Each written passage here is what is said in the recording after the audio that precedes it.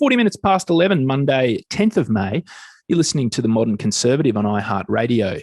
You can also listen to the show on Spotify, iTunes, and now Audible.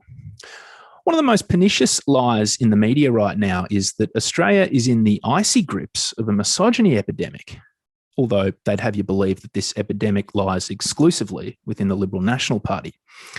These same activists and misandrists moonlighting as journalists are telling you that the streets of Australia are no longer safe for women to walk, and that along with barbecues, cricket and going to the beach, rape is also a marker of Australian culture. Look, the majority of Australians know that this is, of course, garbage.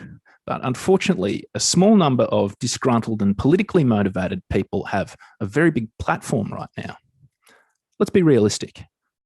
Rape is treated as one of the most serious crimes in this country. Hardworking police officers, lawyers and judges dedicate their lives to putting rapists behind bars. But for media outlets like the ABC, The Guardian and The Conversation to lie by omission and frame this as a problem that exclusively affects the female population is not only dishonest, it undervalues the dignity and souls of thousands of men, many of them very young boys, who are groomed, sexually abused and raped every year. Here to talk to me about this overlooked but very important issue is author and Canadian psychologist Dr Kelli Palfy.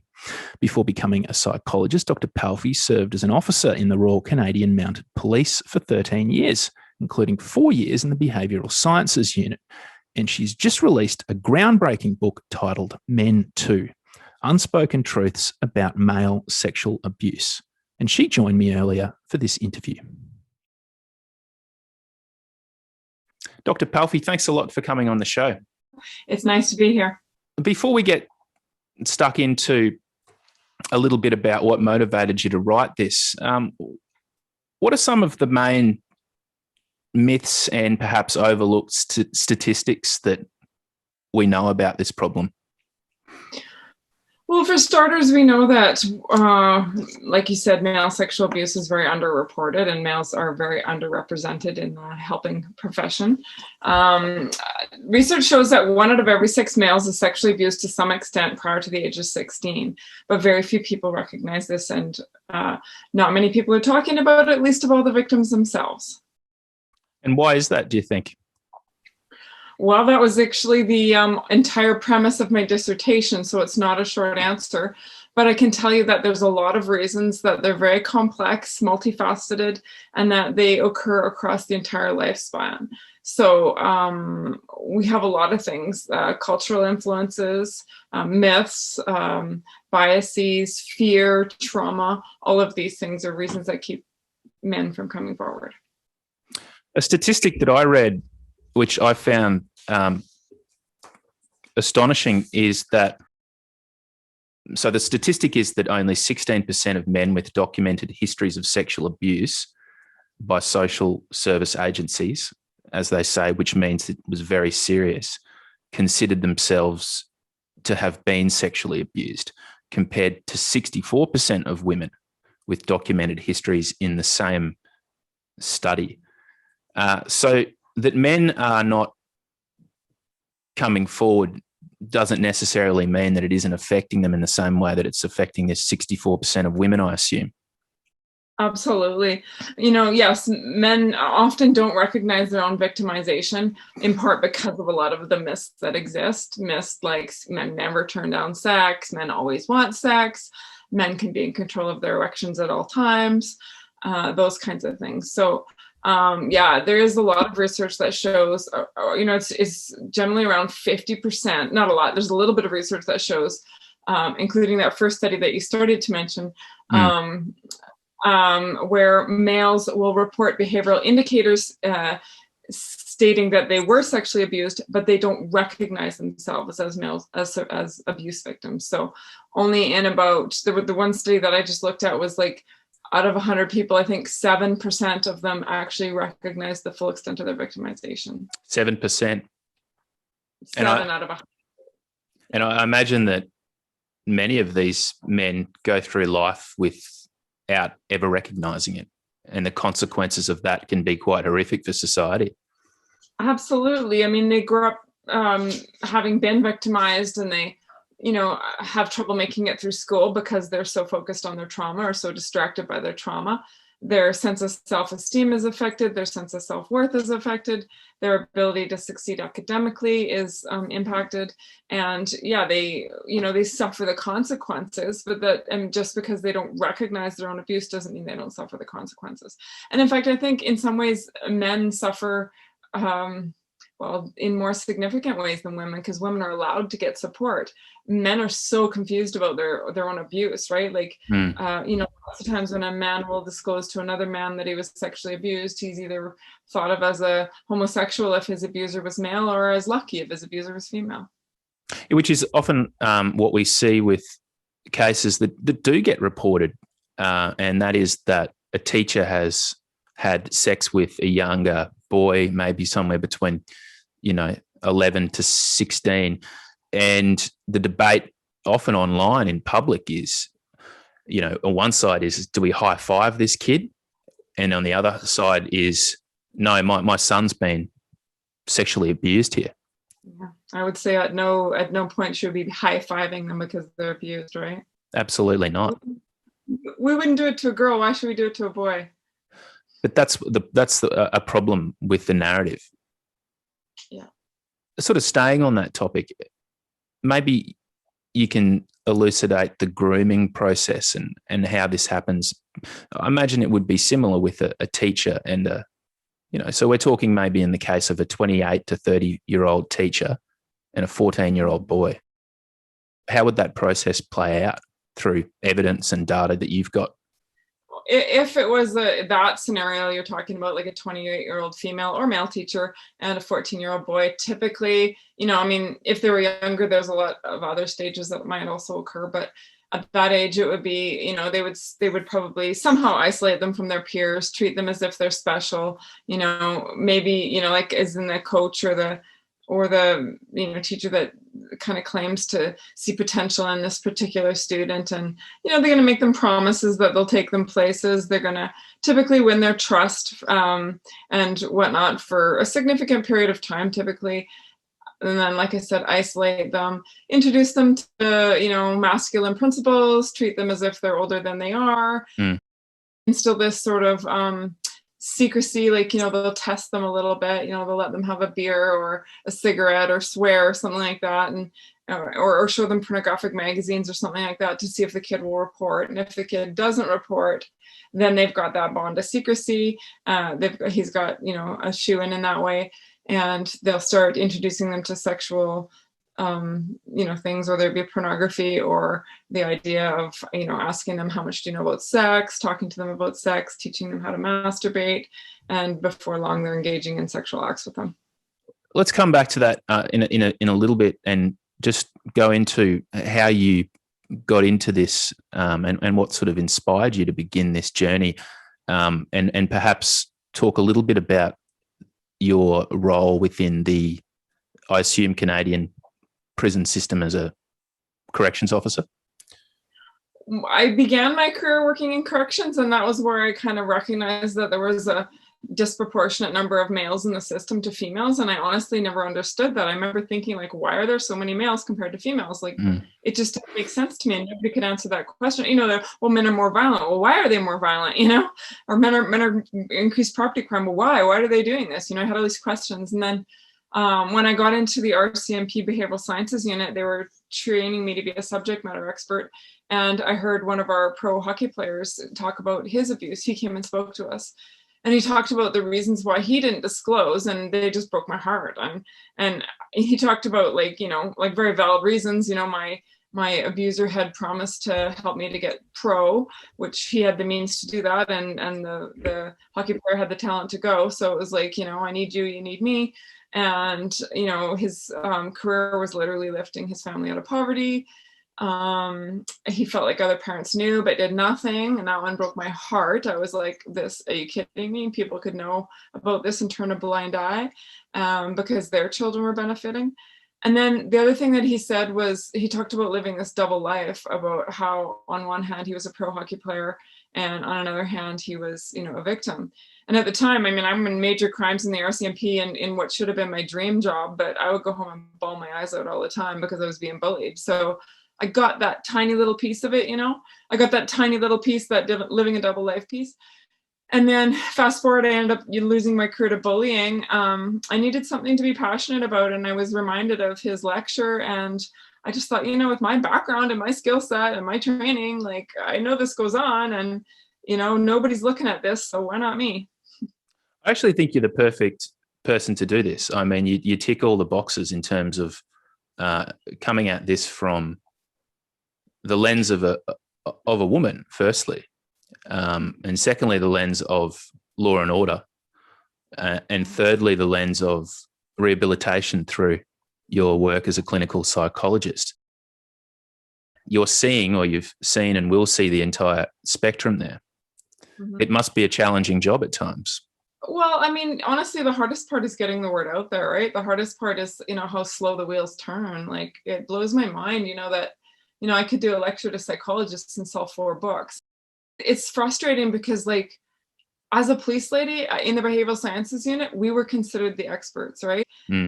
I'm just going to speak to that for a second, if you don't mind, Nick. Like you said, sure. You know, you're perfect because you are a woman. Well, at the time I was working for a male supervisor and we had like too many victims, let's say. So we had to narrow down, like, you know, it's like taking a serial killer and he's got 500 victims. Well, the courts couldn't handle 500 victims. So pick 5, investigate it well and put him away for those 5 and hopefully he'll never get out. It was kind of the same thing for us. It was like we had so much evidence, we couldn't possibly, like, we started off laying all the charges on all the victims that we had, and it was over 300 charges, and the Crown said, like, we can't handle that many, so narrow it down. And so my boss said to me, my boss said to me, don't worry about the boys. And he was a male, and I didn't question that. Like, that haunts me that I didn't question that. I was the expert. And fast forward into my PhD training, I was doing, you know, different lectures with different classes, and, you know, their supervisors or their instructors would sit in. And then afterwards, the instructors were telling me, oh my gosh, I learned so much. Same with my doctoral research. Like, one of my supervisors, when he reviewed my research, he said, Kelly, he said, it wasn't even healthy. He said, I stayed up all night and read your research. I think it was 288 pages. Like, he said it wasn't healthy. I stayed up all night and read it. I could not put it down. It was fascinating. So, I mean, these are, you know, like, so I'm just saying, like, males are not even being recognized as victims by psychologists, the ones that should be able to help them the most, right? So It's super frustrating. The frustrating part is how, you know, like, I can try to say, hey guys, we didn't know about this. Like, I was the expert and I knew nothing, right? And it's like, yeah, doesn't happen here, you know. It's kind of the attitude, and it just or I don't, you know, I'm not dealing with that. Well, you might be. The way that I see it, and as I represented in my monologue, the biggest obstacle to this is the media, because it's not a popular narrative. It challenges what's become a more popular narrative in terms of selling newspapers and putting eyeballs on screens, and that's believe women, full stop. But what about believe men? There's not an equal balance. And the purpose of my program, and this is not to, and we've spoken about this off air, is never to marginalize sexual abuse of any kind. But yeah, if you don't tell the full picture, you're getting a distorted version of the truth. And I'll give you an example of that, is that, as you probably know, we had a Royal Commission into child sexual abuse in institutions here. And within Catholic institutions here, there were 4,500 roughly alleged reported cases. The average age was 11 and a half, and 90% of them were boys. Yet the media focused their attention on attacking the sacraments of the church. The big thing was the confessional booth, right? I had to dig very, very deep into the ABC, which is our national broadcaster, to find information reporting the fact that 90% of these were boys. It's very, very sad. And it's difficult when the forces are against you that strongly in the media. Well, and that was sort of why I wanted to play off the Me Too title, right? Like, yeah, sure. It's like everybody knows what Me Too is, but it's like, hey, don't forget about boys. Like, that was my intention, right? Like, don't. And Nick, we're not necessarily, these are not adult men we're talking about. These are little boys. That's right. About. I mean, yes, adult men get sexually abused too, but I guarantee that the probably all of that 90% population would be young teenage boys or younger, right? Yeah, sure. I mean, 11 and a half being that medium age is an indication at least that these are boys that are at that age where the predators can test out that puberty. Kind of treat them as if this is a coming of age experience instead of abuse, right? Mm-hmm. Are you getting much pushback from the Me Too movement at all? Well, I don't think they would even know I exist. Yeah. And the problem with this is that when you introduce an idea and a book as important as this, with this title, people are so there's so much cognitive bias right now in people's minds that they can't look at the two problems as one whole problem. Yeah. And Nick, we talked about that last time we spoke, like just this idea of, can we just stop blaming just men? Let's direct any anger at offenders, right? Females are offenders too. 40% of my victims have been abused by females. Most of them, they're mothers. Is that right? Yeah. How do you see that play out in the prison population?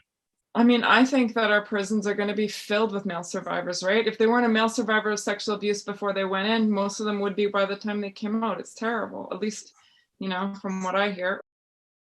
I mean, like there's so many reasons for that too, right? Like you could look, they say kids that don't learn to read by grade 3 don't have much of a chance of making it in the world. So if you've got a victim who's already been victimized before grade 3, and he's distracted by that, it's going to affect his ability to pay attention in class. It's going to affect his cognitive development. So, and their sense of self-esteem, self-worth, all these things, it can just snowball them really quickly. So, let's say they graduate high school without the ability to read or without proper grades to get into university. What chances do they have to succeed like you and I have succeeded, right? It's a lot more difficult for them. Then there's also the piece emotionally, right? Like females, if we get victimized, we can go talk to all our friends about it and they'll be so supportive. Men who are victimized try to talk to their friends about it and they get laughed at or their abuse is minimized, right? And when we turn when we can't be expressing our anger in the appropriate direction that we need to, we have to turn it inwards. That's what happens. And when we turn it inwards, it turns into depression, and it comes out in droves in other instances where it's not necessarily appropriate or meant to be directed. But this is, I think, why we have men sometimes engaging in acts of violence, because they're so misunderstood, or because they're so, I'm not saying all men are misunderstood, of course, but I think because and I'm not even talking in those instances of violence. I'm talking about the buildup, right? Like, they wind up engaging in fights or whatever, and just taking out their aggression in ways that are not, appropriate, or ways that they might not have meant to. And over a lifetime, it just kind of snowballs on them too, right? And I imagine that the more it's internalized and the more that we see comorbidities develop throughout their life in terms of substance abuse, violence, incarceration, would I be right in assuming that it's the process then of getting back and identifying and treating that trauma is a lot more difficult? Yeah, for sure. Absolutely, right? Because you've got all these other social issues on top of it, right? You didn't finish high school, or you got a criminal record, or that kind of thing. Absolutely. Yeah, it gets almost lost in the system, so to speak. Does it get lost in the memory too for older people? Well, that was part of the things that I learned, or part of the stuff I learned during my research was, yes, memory loss is a huge issue, especially in severe trauma. So several of my participants had repressed their memories for long periods of time. One was over 40 years, I believe. And basically it's the body's response to that which it can't handle. It's just too much. So it just kind of pushes it back into the mind until this time later in life when they're actually safe and doing well. So then the memory goes, okay, you're okay. We can deal with this now. Right. So it's like, it's cruel, right? I mean, it's a gift at the time. It helps you survive, but yeah, absolutely. Memory loss is huge. In terms of a clinical psychology approach, how do you like to operate now with this? If you see someone that is very far down the track? First, you have to establish trust. And I do that with talking about trauma itself. I'll do a lot of psychoeducation about trauma itself so that my clients can understand what's going on for them. Because if we just get triggered or upset or dysregulated and we don't understand the process of how that happens nor how to manage it, it becomes overwhelming. So giving them the coping tools, giving them the knowledge that they can work with to understand trauma and their own trauma responses, to work on helping them identify their own trauma responses. Then we'll do traditional talk therapy about their abuse. Typically, I'll try to identify, negative core beliefs that they have about themselves, myths that they're buying into, that kind of thing. And we'll spend a long time doing that. And then if there's some really particularly difficult or stuck points, we might use some EMDR to process that. Eye movement desensitization and reprocessing. It's a fascinating topic and one that needs to be discussed a lot more in this country, and not in replacement of, as we've spoken about, the abuse of women, but alongside that, and start challenging some of the more populist, in my opinion, ideological mischief makers who are inadvertently taking attention away from a very serious problem. But get out and buy this book. It needs to be read. It's going to provide, I guess, a very different story. Absolutely, Nick. My book is first and foremost meant to support male survivors through psychoeducation, but also to educate the public and educate professionals about, how boys and men are being misdiagnosed from an early age, misunderstood, that there's underreporting, and that we as professionals are missing it, myself included. Yeah. But, research shows that boys and men don't talk about things often unless they hear other people talking about it. So you simply doing what you're doing, Nick, is a great service to other boys and men that might like to have the courage to come forward. Well, thanks, Kelly. I appreciate that. And thanks for coming on the program again. Just before we go, where can we get this book? On Amazon, all those shops? Yeah. And what's your website, Kelly? KelliPalfy.com. That's KELLIPALFY.com. Correct. Yeah. Thank you so much for coming on The Modern Conservative. Have a good evening in Alberta. You as well.